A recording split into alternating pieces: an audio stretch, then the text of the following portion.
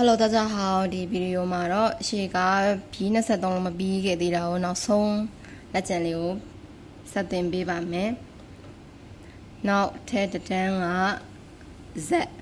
Z နော်သူ့ရဲ့အတန်ရင်းမြစ်ကစာခွဲပြီးတော့ C သူ့ရဲ့အတန်ရင်းမြစ်ကစလိန်စနောက်တစ်ခုက S စာလုံးတော်တော်များများတော့အင်္ဂလိပ်စာအတန်ရင်းမြစ်တွေနဲ့တူကြတယ်Z ကဇ C ကဆ S ကစနဲ့စအောင်လဲပြီးတော့အောင်ဆိုကြည့်နော်စ तू ကစ तू ကစအဲ့တော့သူတို့ကိုဘယ်လိုပြီးတန်ထွက်မလဲသူတို့ဘာနဲ့ပေါင်းလဲ Z ကိုရီနဲ့ပေါင်းတယ်Z ကိုရီနဲ့ပေါင်းတယ်ခုနကပြောတဲ့ပေါ်ကလိုမျိုးကြီးချီရှိတုံးကလိုမျိုးယုံကြီးတဲ့စာကမခတ်ဘူး तू ကဒီအတန်းနဲ့တူတယ်ချီရှိနဲ့ပို့ပြီးတော့တူတယ် तू ကချစ်လိုမျိုးသူကလည်းသွေးထိုးစားခွဲရဲ့ဇေဒါပေမဲ့ဇေလို့မထွက်ဘူးနော်သူကဘလို့ထွက်မှာလဲဆိုတော့ရှာပြားလေးကိုဗတ်စိမ်းဆောင်းလေးနဲ့သွားနှစ်ခုသွားစေထားတဲ့ကြားလေးကိုသွားပြီးတော့ထိုးပြီးတော့ထွက်မှာဇသွားလေးစေပြီးတော့မှအဲ့လိုမျိုးသွေးထိုးစားခွဲရဲ့နော်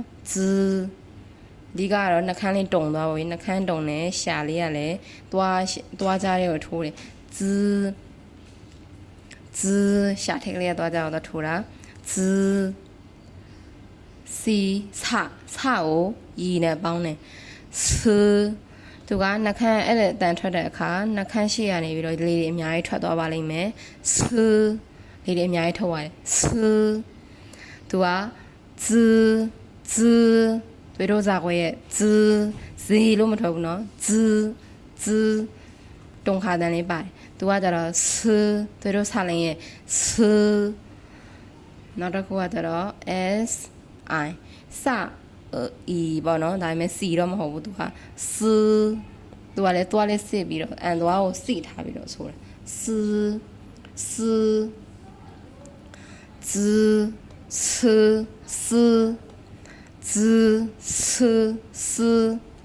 တကယ်တမ်းထွက်မှာကတော့ဒီရှိရ Z ကိုတွေ့ရင် C ကိုတွေ့ရင် S ကိုတွေ့ရင်အဲ့လိုထွက်ရပါမယ်အဲ့လိုထွက်ရပါမယ် Okay ဒါဆိုနောက်ဆုံးနှလုံးကြံပါသေးတယ်ဘာလဲဆိုတော့ Y ကသူ့ရဲ့အတန်ရင်းမြစ်ကရပလက် W သူ့ရဲ့အတန်တွက်ကဝအတန်ရင်းမြစ်ပေါ့နော်သူ့ရဲ့အတန်ရင်းမြစ်ကဝ Y ကရပလက်ရပြီးသားဆိုရရ W ကကြတော့ဝနော်သူကကြတော့ရီနဲ့ပေါင်းတယ်ရီသူကကြတော့ဦးနဲ့ပေါင်းတယ်ဦးသတိထားမိတယ်မလားသူတို့ကဘာနဲ့တူနေလဲတရတဝက်ဘီလို့ပြောလို့ရတယ်နော်အင်္ဂလိပ်စာမှာရှိတယ်လို့မျိုးသူကသူ့ရဲ့အတန်တော့ကလည်းရီပဲသူ့ရဲ့အတန်တော့ကရီအဲ့ဒီရီတန်ရအောင်ရီတန်ပေါက်အောင်ဤနာတွဲထားတာနောက်ဆိုတော့သူကလည်းဤပဲနော်အဲ့ချိန်မှာဘယ်ချိန်မှာကွာသွားလဲဆိုတော့ပြင်းတစ်လုံးရဖို့ဆိုလို့ရှိရင်ကတော့ဘီးရဲ့တရရဲ့အတန်တုံးရဲ့ပေါင်းရတယ်မလားဘီးရဲ့တရရဲ့အတန်တုံးရဲ့ပေါင်းဥပမာဆိုဒီထဲမှာပြမယ်ဆို1ကိုငါတို့နံပါတ်1ကိုဤလို့ခေါ်တယ်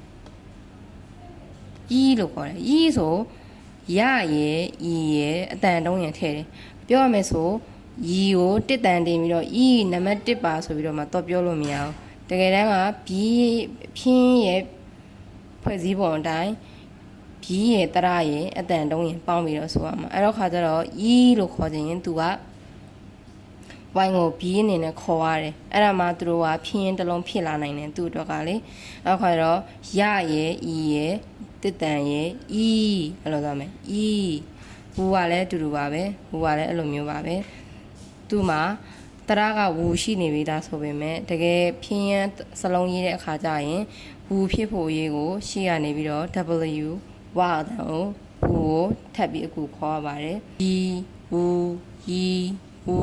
နော်ဤဝူဤဝူတူတူပဲ Y ကိုတွေ့ရင်လည်းဤ W ကိုတွေ့ရင်လည်းဥအဲ့လိုသွားပါမယ်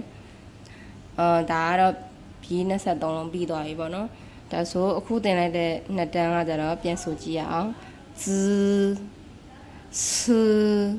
စရီဥဇစစဤဥကဲပါလို့ဆိုပြီး23လုံးကိုတေချာအသေးစိတ်လေးသိသွားမယ်လို့မျှော်လင့်ပါတယ်ရှိကပြီးသင်ခန်းစာနဲ့ပေါင်းပြီးတော့အကုန်လုံးကိုပြန်ပြီးဖတ်ကြည့်ပါနော်ဆိုအပေါ်ကနေပြန်ပြီးတော့ရှိသမျှပြီး23လုံးကိုပြန်ပြီးတော့အတန်ထွက်ဖတ်ကြည့်အောင်ပေါ်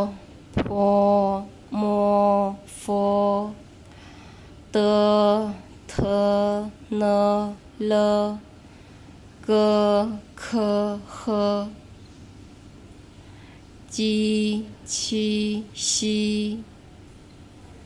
知吃是日子思思一五ဒါဆိုဖြင်းစလုံးတွေကိုတေချာအတန်ထွက်လက်တော့ပြီးလို့ထင်ပါတယ်မရသေးရင်ထပ်ခါပြန်နားထောင်ပြန်ကြည့်ပြီးတော့မှအတန်ကိုရအောင်လေ့ကျင့်ယူပါနော်